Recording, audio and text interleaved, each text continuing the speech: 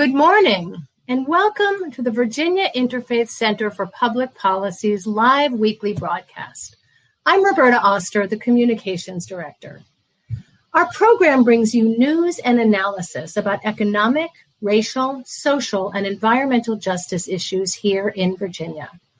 We bring the expertise and perspective of legislators, community members, policy experts, and faith leaders. We keep you informed, and we keep our elected officials accountable. In keeping with the mission of the Virginia Interfaith Center and our partner, Virginia Interfaith Power and Light, we will share resources and offer opportunities for you to get involved in our work, advancing social justice and helping our neighbors. And our broadcast is interactive. You'll be able to ask questions of our experts during the show on this feed. We care about what you think, so please participate and ask questions. And now to today's program. Our focus is on a special initiative called Climate in the Pulpits. Vote and commit to climate justice and beloved community. We will be hearing from two national leaders on this issue. Our first special guest is Meg Mall, who is Executive Director of Faith Alliance for Climate Solutions. Welcome, Meg.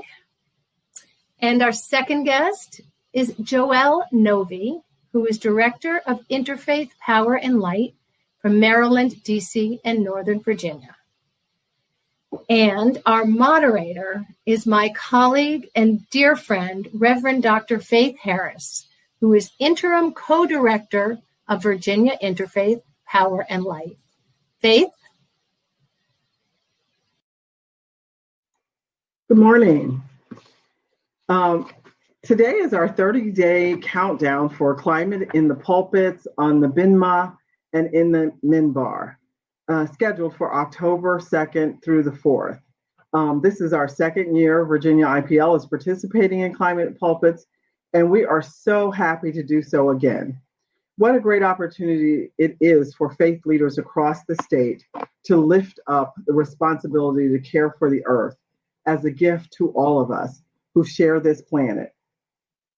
We are so excited to have you join us today to learn more about Climate in the Pulpits and how you and your faith community can participate.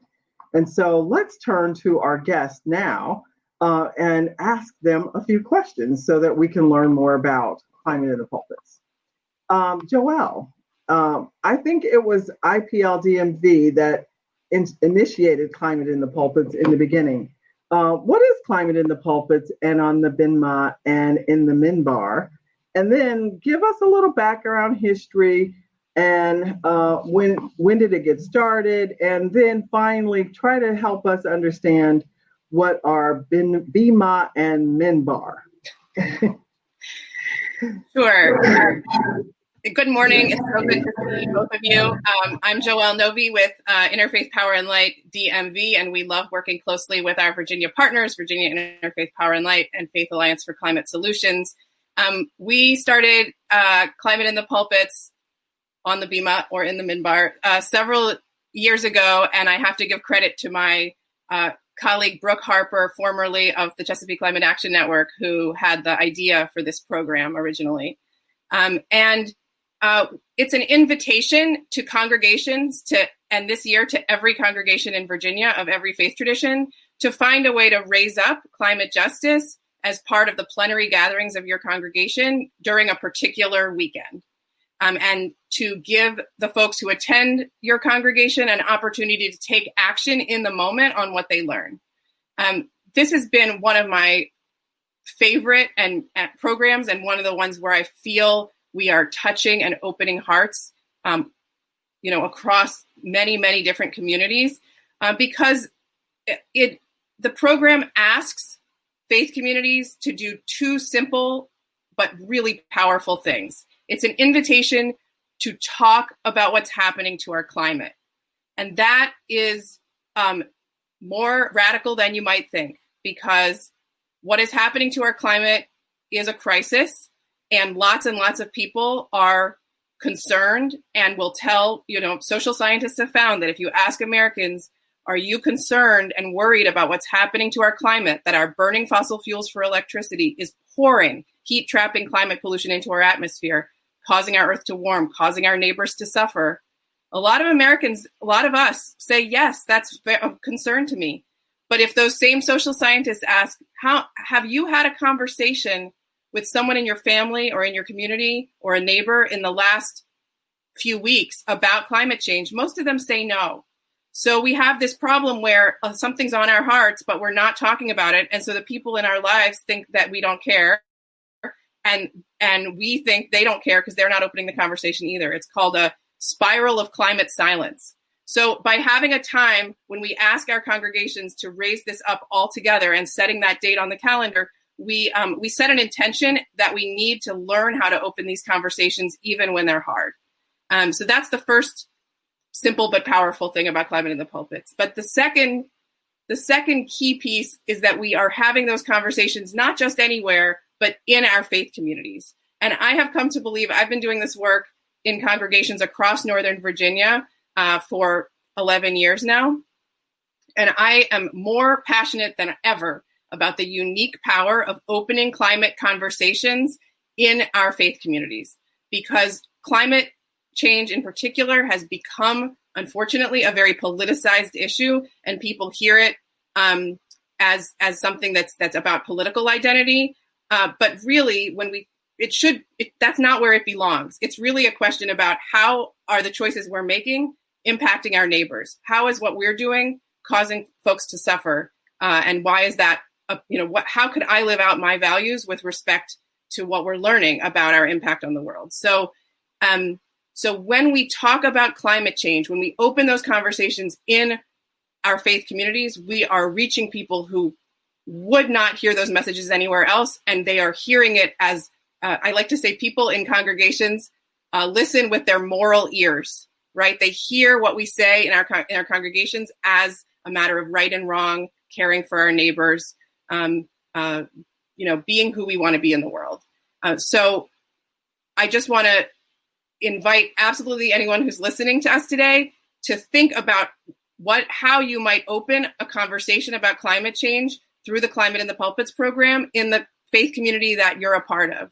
And we will talk more about some of the resources, but it's really up to you to figure out how to open those conversations. But I just want to tell everyone who's listening today that you are the most powerful person in the world to open this critical conversation about climate justice in your congregation. And you will be able to open hearts to this issue that nobody else can.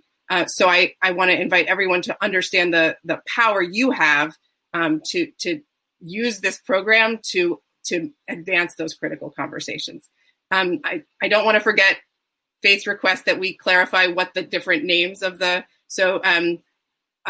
Climate in the Pulpits is an allusion to Christian communities, and then on the Bimah is the prayer platform at the front of a synagogue, Jewish communities.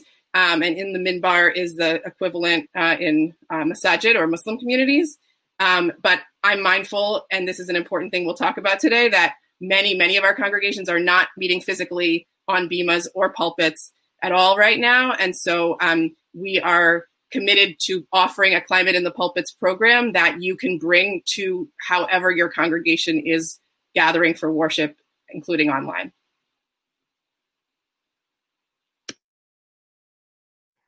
Thank you. Thank you, Joelle. That was really great information, and you packed a lot of very important messaging on why climate and why we're so passionate and so concerned about caring for the environment, that it in fact is part of the work that we do and part of our purpose and calling as people of faith, that we care about our neighbors, and our neighbors are impacted by climate and the climate crisis in ways that sometimes I think that we're a little blind to. So thank you for raising that up so very well. Meg, tell us a little bit about your organization and what is the value of Climate in the Pulpits for you and your organization. Thank you, Faith. Good morning, everyone. It's a pleasure to be here this morning alongside my colleagues Joelle and Faith and all of you that are listening in. Faith Alliance for Climate Solutions is a network of over 2,500 people from 75 faith communities all across Northern Virginia. We motivate, organize, and inspire the faith community to act on climate change. We do this through our advocacy programs, our education, and our outreach. One of the core components of our work and the backbone really of our advocacy are our advocacy teams, which are comprised of laity and faith leaders that meet monthly to talk about the issues. They're charged with meeting with their local elected officials at least several times a year.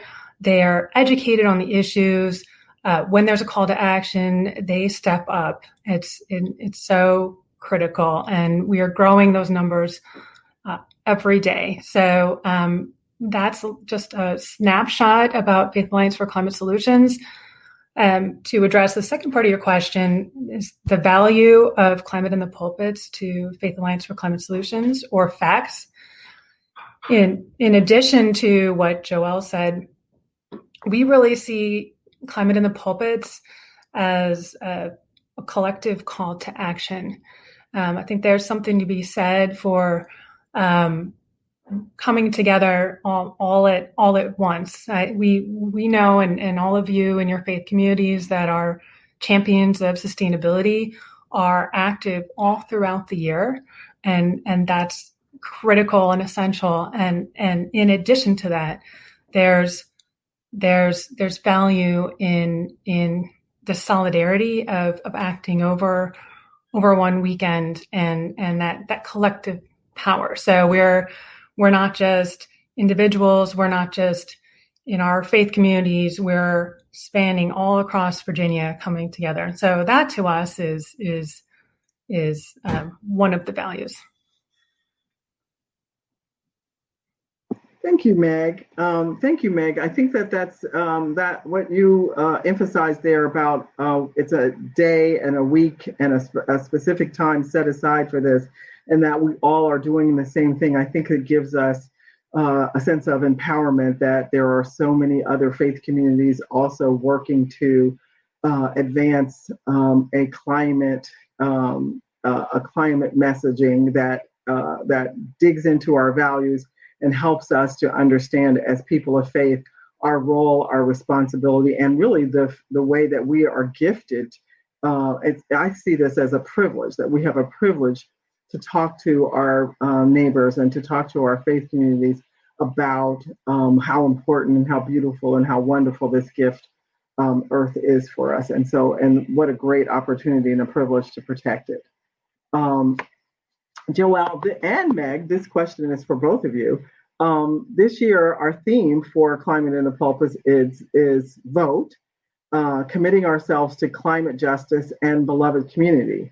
And what does that mean to you? And what do you think it could mean to other faith leaders who register for this, and who register and participate during this weekend of climate action?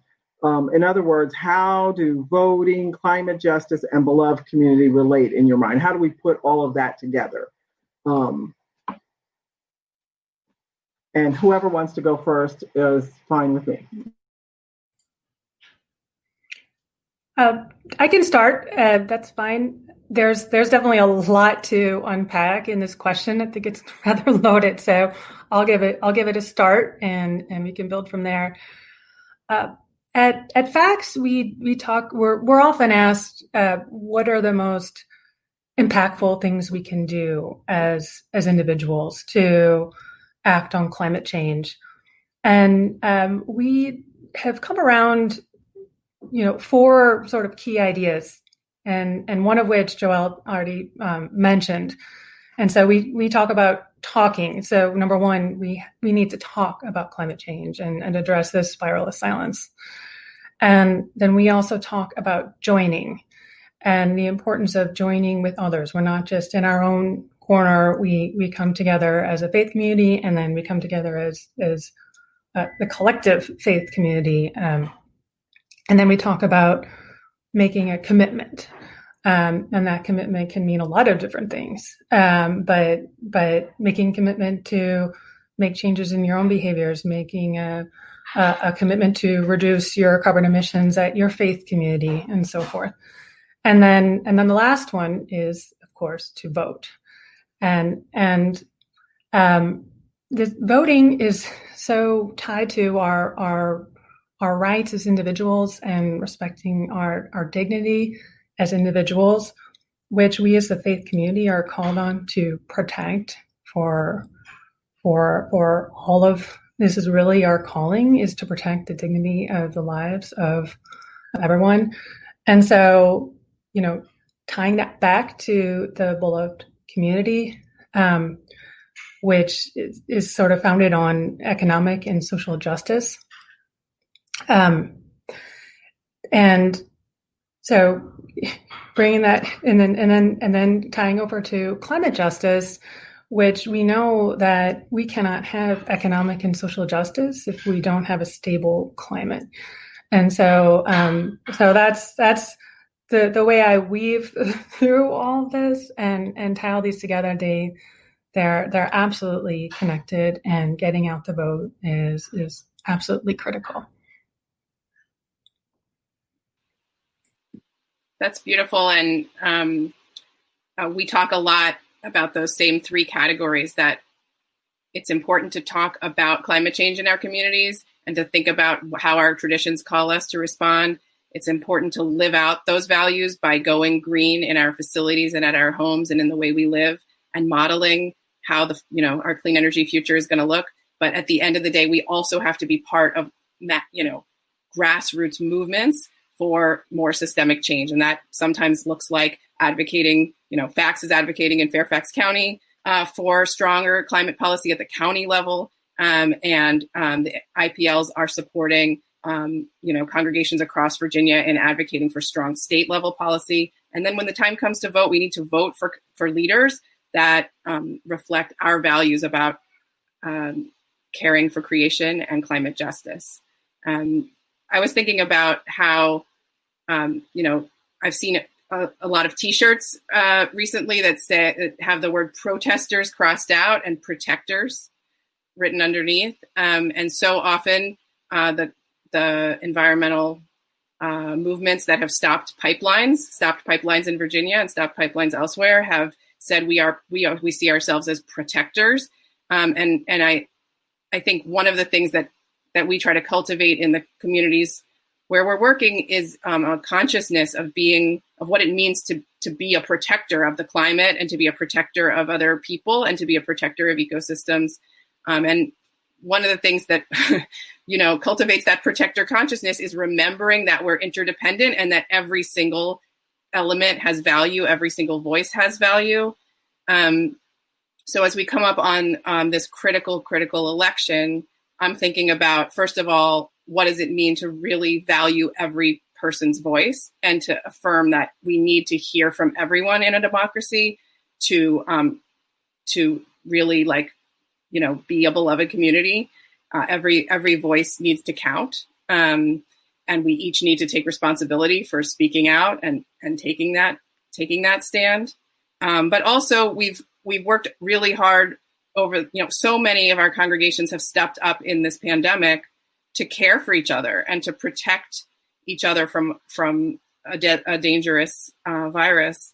And so many, I've just seen so many beautiful examples, and everyone listening probably has seen others of ways that faith communities are stepping up to care for each other right now and to keep each other safe. And it's also very important that we do that in that we have an election that protects people's health and allows them to vote safely. So that's one of the reasons we're encouraging everyone to let their congregations know about ways to request a mail ballot, so that you can and drop it off in a Dropbox, so you can have your voice heard and have your neighbors' voices heard, and everyone can do so in a way that protects everyone's health and safety. Thank you both. And I think, when we think about beloved community, we're certainly that language we know came from the 60s civil rights movement. And many times we heard, and when we read sermons and statements by Martin Luther King Jr., that he talked about the beloved community. Our Congressman Lewis, who just passed away recently, talked about the beloved community. And the beloved community, in my mind, is a time, and it's not a place, but it's a time, it's an ethos that actually, where we actualize love and commitment and neighborliness, and that there's brotherly and sisterly love, and that there is a sense of purpose that guides our actions. And so, and that in many ways, some might call that democracy, right? And so voting and being a part of a democracy is an integral part of being a part of a democracy. Having that opportunity to use the ballot box to express our opinion, to express our voice. And so, when we vote, we're voting it's not just a perfunctory task. It actually means something. And so it means we are committing to a purpose, and we're committing with so many millions of other people in our country to build together what we can't do apart. And so when I think of beloved community, I think of all the parts of what it means to be a good citizen as well.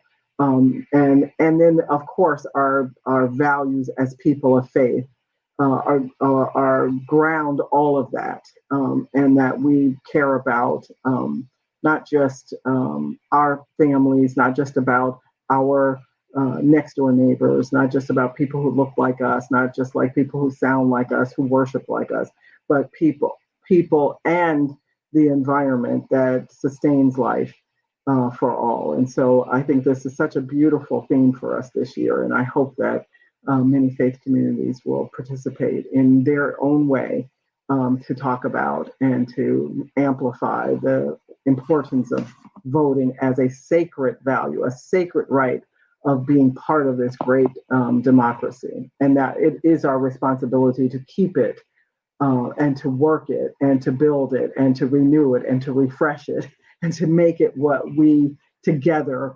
hope that it will be for all of us. So thank you both for that, really great response to that question. So this is another question for both of you. Who will benefit from participating in Climates in the Pulpits? Well, is it just our faith communities?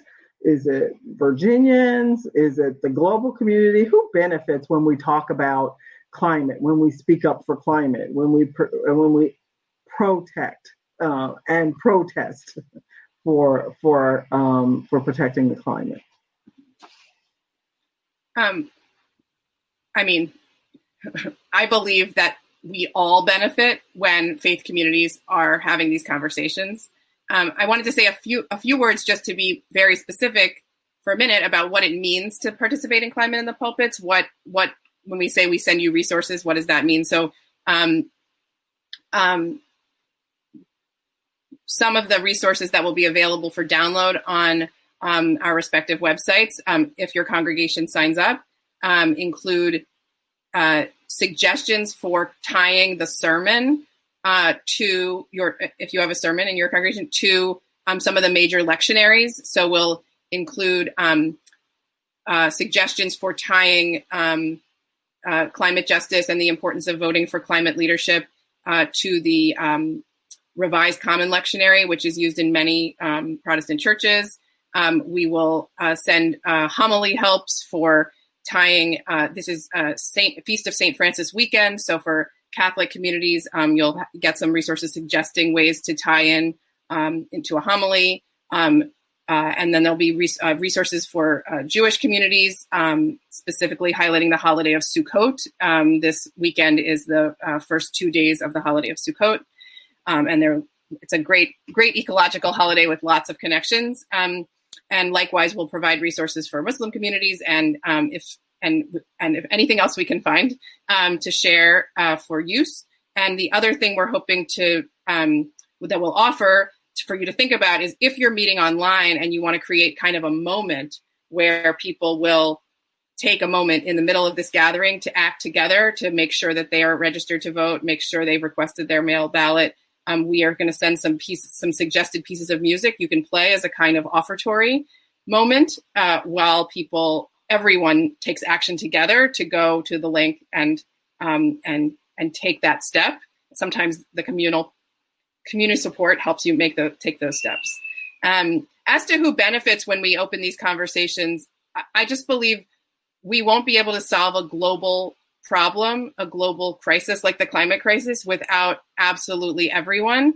And when faith communities get involved in climate movement, first of all, we bring along people who would not engage anywhere else. Because when we talk about it in people's faith communities, they see it as a matter of right and wrong and living out their values. But when we become part of the larger climate movement, we elevate those movements by framing what we're doing together as a moral issue, as a matter of right and wrong and justice and values. And we get attention that some of the more usual suspects struggle to get with our elected leaders. And I've seen that specifically in Virginia. I have seen how powerful it is when faith leaders get involved in climate advocacy and ask to speak to their elected leaders about climate issues. We are heard differently, and we get doors open to us that some of our colleagues in the environmental organizations might struggle to do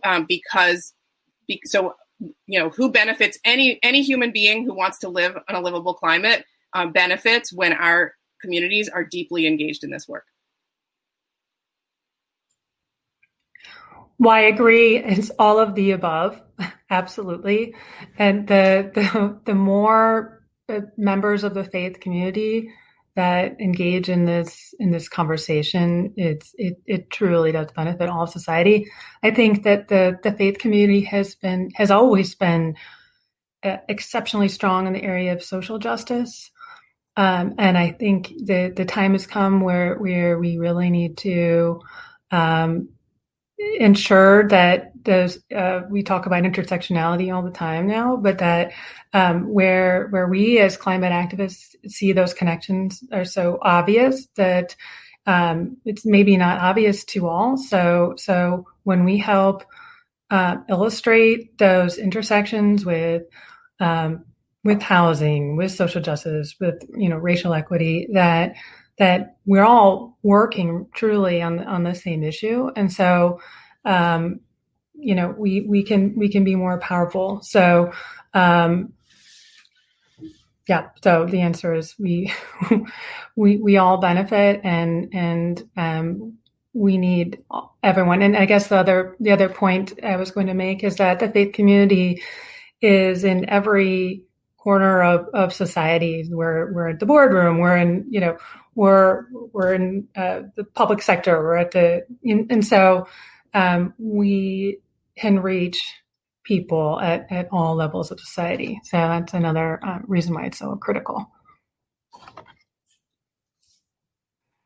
I love the way both of you framed that, and it kind of leads right back into what the question that we had previously about what is beloved community. You just described beloved community by suggesting that everyone participates, and everyone who participates also benefits, and everybody who participates is working on and for neighbor. And so it's so critical that as many of us who in our own faith communities participate, and to find many ways. This is a great step for congregations and communities that have not talked about climate very often, or thought about it as a value or a faith value that they needed to address in their community. But now here's an opportunity for those of you who have not done so to think about it in ways that maybe you hadn't done before, and it gives you an opportunity to share this time with so many others who are working on and for climate justice and for social justice. And there's just no way for us to work in these siloed areas, issue areas anymore. We recognize, I think that for all of us, if we haven't yet recognized that climate justice and social justice, environmental justice, these are all part of what it means to be these are all important aspects of creating and developing a community where all of us can live, breathe, drink fresh water, enjoy greenery, eat good food, healthy food. And if our experience in this pandemic hasn't taught us this, I'm not sure what else we can do other than continue to do this hard work of encouraging people to speak up for climate. So thank you both for those really great responses. Joelle, you kind of started getting into the ways that we can participate, and I wanted ways that communities can get involved and participate in some of the resources that we will be offering. But let's talk about some specific things that faith communities, clergy, imams, rabbis, what can they do? What are the things that you're suggesting that they do? Let's say in the service. Let's say someone is doing a virtual service online. What can they do to amplify the climate issues and as well as voting and encourage their communities to take action towards building that beloved community? I think anything you do to open that conversation while everyone's gathered, to take advantage of the plenary gatherings of your community, whether they're online or in person, is incredibly powerful. And one of the things I love about organizing in faith communities is that they are pre-organized and everyone already is in community with each other and gets together regularly. I would suggest that if clergy that want to be supportive of this work could make their message or sermon about this issue, about climate justice on this particular day. And I think we communicate best about climate change when we speak personally about why it matters to us. The science has been clear for years and years, but we still are not effective enough at explaining why it matters. So, I would invite clergy or others who are speaking in their congregations to answer the question, why does climate change matter to you? I think that is the way to invite others into coming to matter to them. We are happy to hear from congregations that would like guest speakers, either from our organizations or from other speakers that we could connect them with, messengers maybe from their own tradition. And alternatively, you can raise up a voice from your own congregation. I believe that pretty much every faith community has at least one green sheep, somebody who might feel a little bit lonely, but who themselves deeply understands why environmental issues are issues that need to be discussed in our faith communities.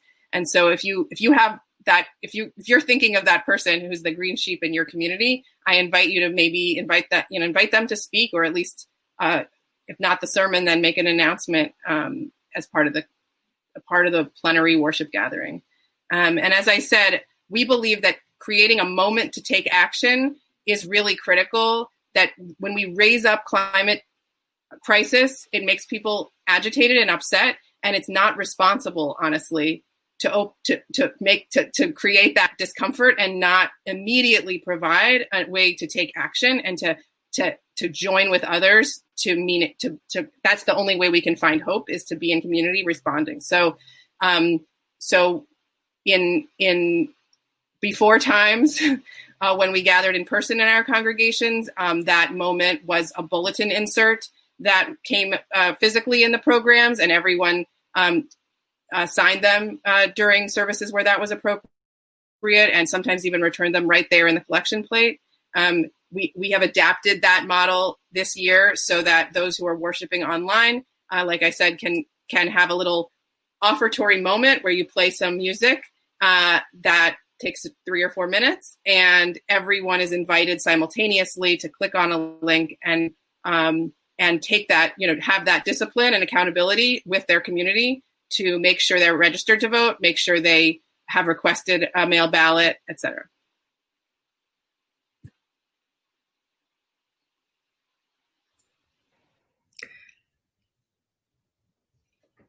I'm reading your lips, Faith, and I think you want me to talk. Oh, sorry. I'm sorry, Meg. I'm sorry. I thought I had unmuted myself. I apologize.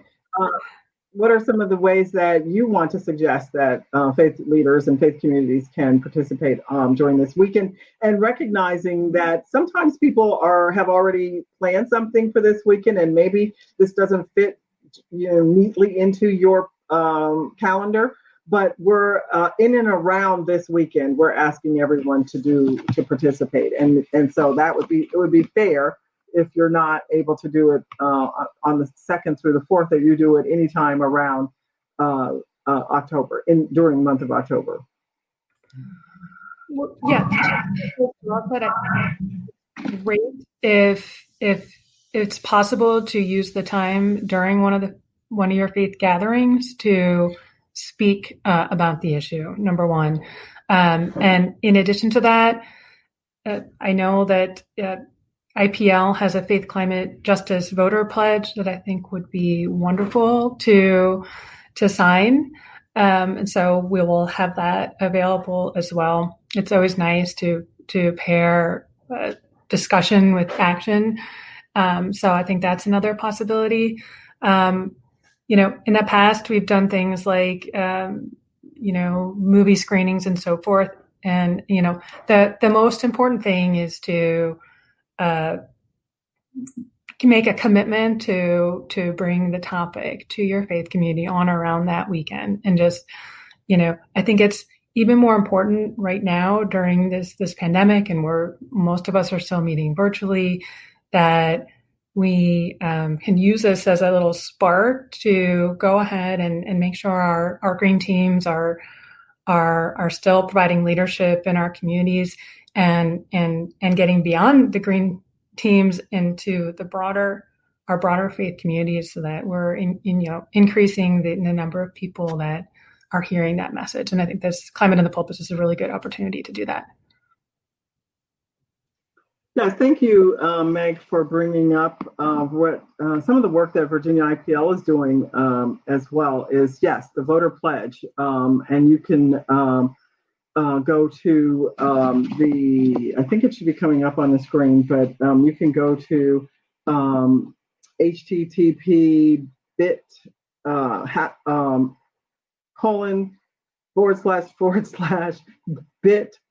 Lee IPL voter pledge, and take the voter pledge, and you can have your congregation during that time of listening to music or whatever you choose to do, or however you choose to do it. You can ask your congregation to all take the pledge at the same time, as well as there is a voter guide, Democracy 2020 voter guide, that we are also offering. And you can use that for study. You could plan a study for that week and go through the issues that are in the voter guide. And that is another bit.ly IPL voter guide. So we encourage you to consider that. And then finally, Virginia IPL we're very excited that we have connected the voter guide and the voter pledge to what we're calling Green Futures. And this is for congregations who are wanting to take that next step. So they you can enter your congregation, register your congregation for Green Futures. It actually gives you an opportunity to win a mini grant of up to $500 to either plant a vegetable garden, maybe a rain garden, to start a solar fund to go solar, to do some energy efficiency work around in your buildings, and many other things that maybe you might come up with, projects that you might come up with that will help to lower your carbon footprint. We're excited about this opportunity. It's the first time we've ever had a chance to do anything like this, and so we encourage you to also consider going to our Green Futures Challenge, which is also a bit.ly, and that's 30x bit.ly/30XWE16. And I think that also might come up on our across the banner. But we've had this really rich conversation today about kind of announcing and launching Climate in the Pulpits. What to wrap up the conversation, what's the last thing you want people to know about, or the most important thing last thing you want to say, and the most important thing you want them to know about climate in the pulpits? And I'll start with Meg.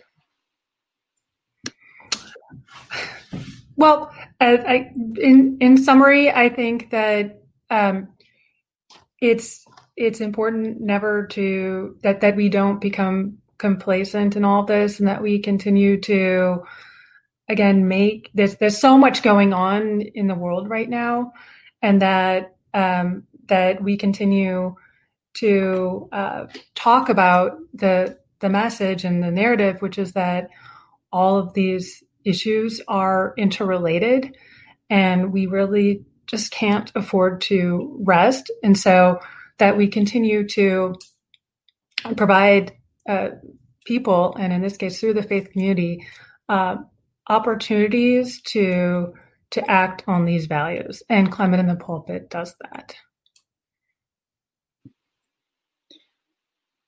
My message to everyone today would be to know that this work to address the climate crisis is a journey. It will not start and end on this October.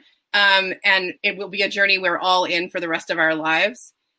All of us speaking today are part of grassroots organizations that are really building relationships and ongoing partnership with congregations day in and day out, building that movement that we need to address climate change as a country and as a world.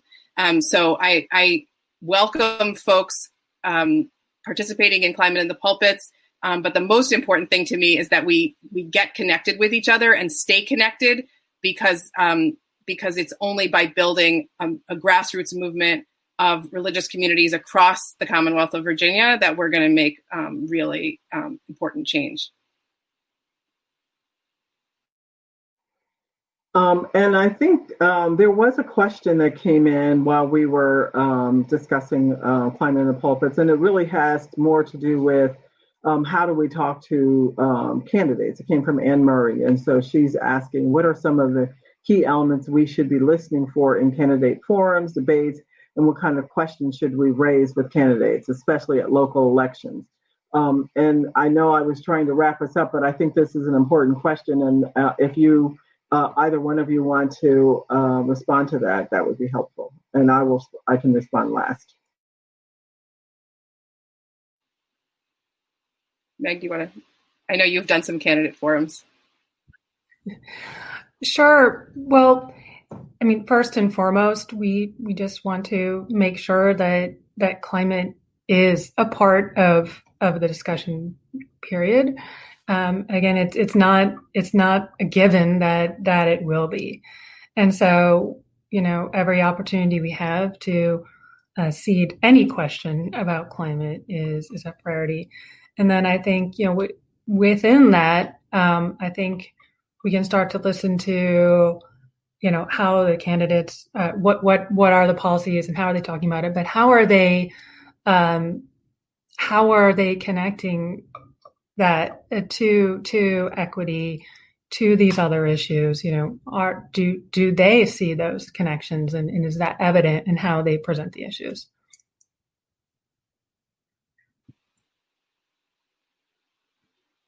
I agree. Naming this as something we care about and making sure candidates hear over and over again that this is a top priority for the people they're running to represent is so important. And faith voices can be a particularly powerful.